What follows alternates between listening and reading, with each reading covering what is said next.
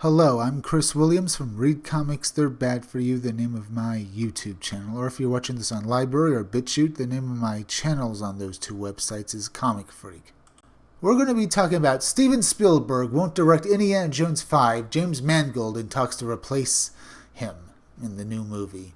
And I have to say, I don't like this idea because my feelings on James Mangold in the past has proven himself to be somewhat of an SJW himself. So, well, seeing him take over the franchise like Indiana Jones does not make me happy. After a long development process, Steven Spielberg is handing the directing reins on Indiana Jones 5 to another filmmaker. For the first time in the franchise's 39-year history, Variety has learned. Sources say while a deal hasn't closed, Ford vs. Ferrari director James Mangold is in talks to take the job. Mangold has been put in this situation before when he took over the Wolverine franchise. 2017's Logan was a blockbuster, grossing $619 million globally and earning Mangold an Oscar nomination for adapted screenplay. Spielberg will remain as a hands-on producer on Indy 5, according to a source close to the filmmaker. The decision to leave the director's chair was entirely Spielberg's in a desire to pass along Indy's whip to a new generation to bring their perspective to the story.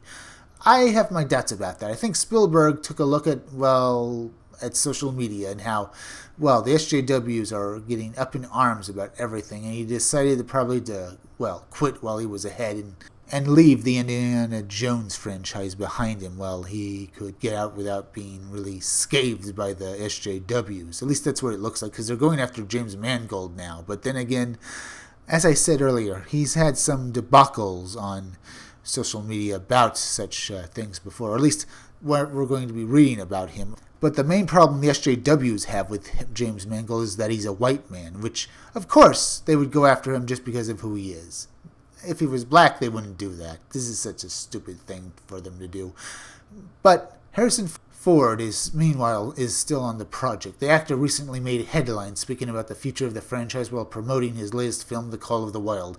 He told CBS Sunday Morning this month that he was going to start doing Indiana Jones in about 2 months, and then days later told, "Hey, you guys, that the project is still facing scheduling issues and a few script things, and that we're determined to get it right before we get it made." When Disney first announced the new Indiana Jones film in 2016, while Spielberg directing and Ford starring, the studio originally slated the film to open on July 19th, 2019. Then it was pushed a year to July 10th, 2020, and then delayed again to July 9th, 2021, when Jonathan Kasdan, son of Raiders of the Lost Ark scribe Lawrence Kasdan, was brought on to take a pass on the script after original screenwriter David Koepp left the project.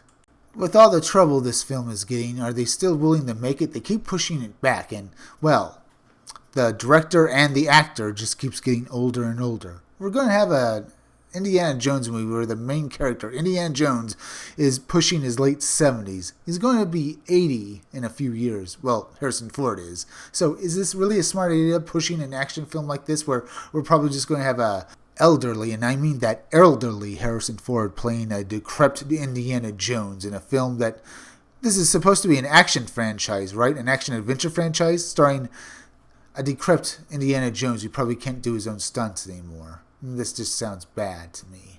With a new director coming on board, the possibility that Indy 5 will be pushed once more from its 2021 release date seems likely. Spokespeople for Spielberg and Disney declined to comment. This was going to be a busy year for Spielberg, who's in post-production on his new version of the classic musical West Side Story, which Disney will release through 20th Century Studios on December 18th. But the most successful director in Hollywood, handing the franchise that helped define his career to another filmmaker, is nonetheless a surprising development as opposed to the other movie franchises inaugurated by Spielberg, Jaws and Jurassic Park. The filmmaker has remained in tight creative control of the Indiana Jones films, directing every one since Raiders of the Lost Ark debuted in 1981, and earned 8 Oscar nominations, including for Best Picture. Still, George Lucas, who co-created Indiana Jones with Spielberg, has retired and is not expected to officially involved with Indy 5. The most recent indie film, 2008's Indiana Jones and the Kingdom of the Crystal Skull, was a global hit.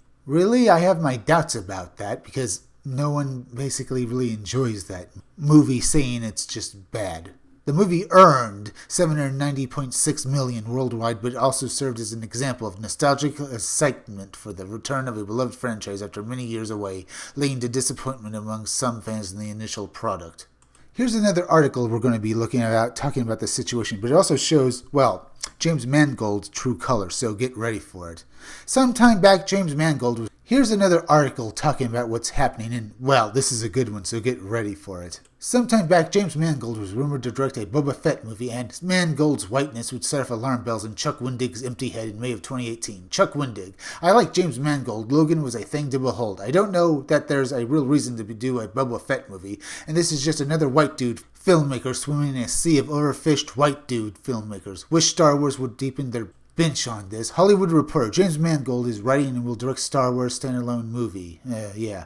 As you can see, the SJWs will go after anybody, including their skin color, if it doesn't fit up with what they think the world should be like. Is some of James Mangold's own comments that he's made, but we'll get to that in the good time. First, we have to get through what Chuck Wendig is saying to Mangold here first.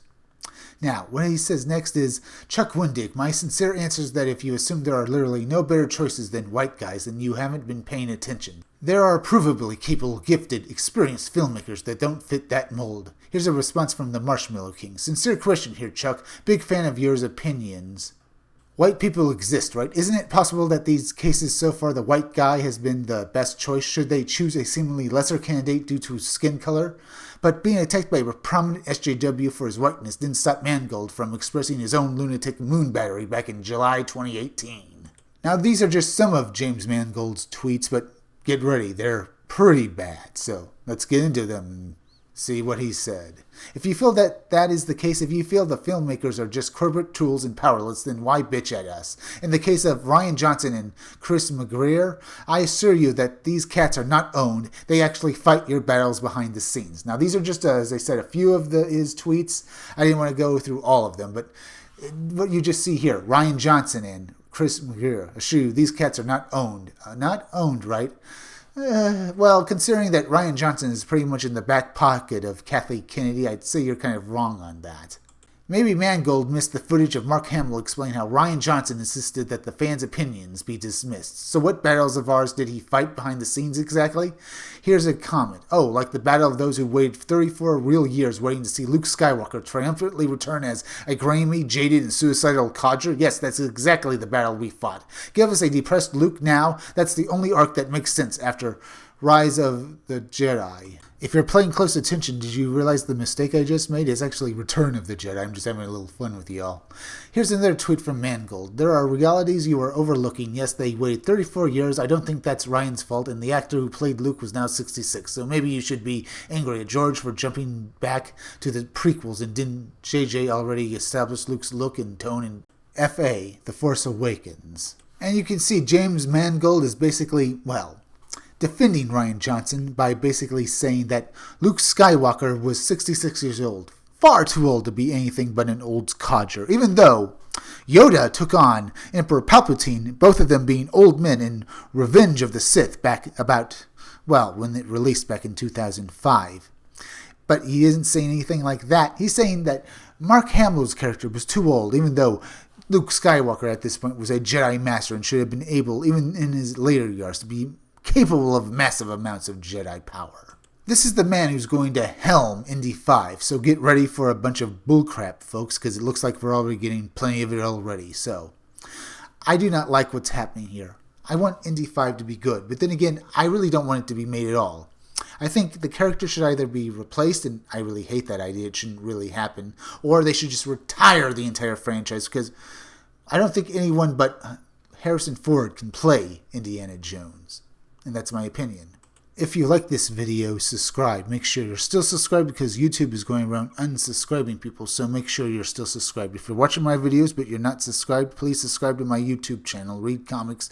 They're bad for you. Then go over to Library and BitChute and subscribe to my channels on their two websites. They're both named Comic Freak. Hit that bell for notifications, hit that like button, and leave some comments down below. And if you could you also please share this video, share it on Twitter, share it on Reddit, and share it on Facebook. Share it anywhere you think it'll do the most good because YouTube is not going around promoting promoting their own YouTube creators anymore, so please share this video. Now listen closely, it's that time of the day again, it's plug-in time. Keep checking back in all of my future videos for more information on my own upcoming independent comic book scumdogs. I'm Chris Williams, and I'll be back again tomorrow with another video or review.